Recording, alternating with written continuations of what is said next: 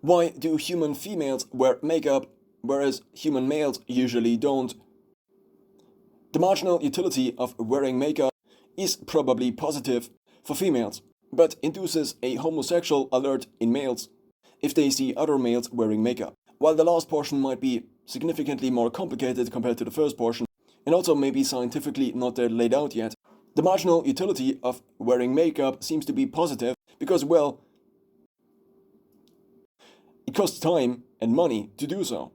Thus, if it would not be useful, females probably would stop doing it. So why would it be useful? The criterion males select females for seems to be mostly fertility, including age. Because human females are only fertile in a certain age range, maybe 18 to 30, and then maybe already sharply declining until the age of 35, with pregnancy becoming more and more difficult up until menopause, which also seems to be a human phenomenon to a certain extent. It seems there are also animals without menopause. There is a hypothesis, which maybe one could call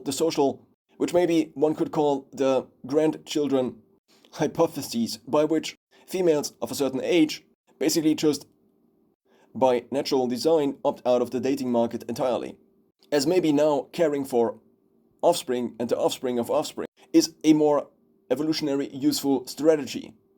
But this is only speculated. So let's say a female is already bordering the upper end of her fertile range.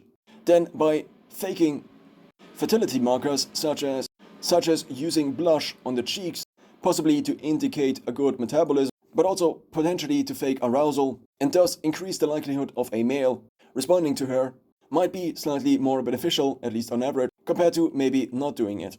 Which brings up the question, what are females doing when they are putting on makeup?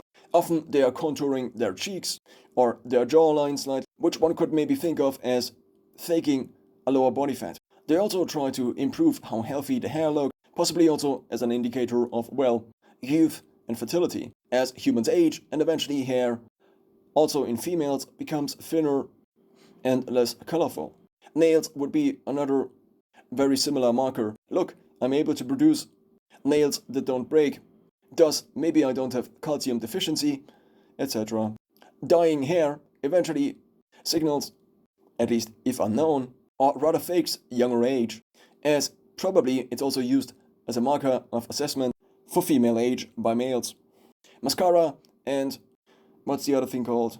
Eyeliner could probably fake two different things amongst many other things. One is the color contrast of the face. If I go out in the sun and get more tan, it creates a different color palette compared to winter me. One could think of this, or maybe could think of this as increasing how visible one is. By enhancing visual contrast, like Arnold Schwarzenegger being oiled up for a bodybuilding show, i.e. highlights, but also shadow, one can observe the body more, thus potentially increasing the bandwidth at which genetic quality can be assessed through other people.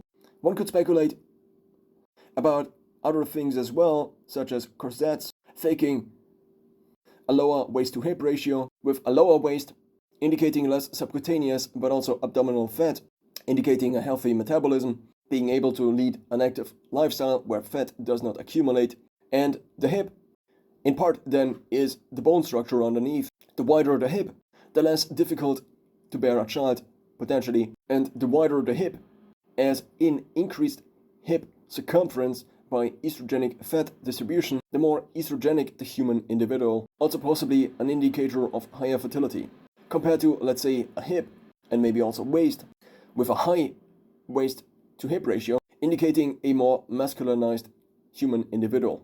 But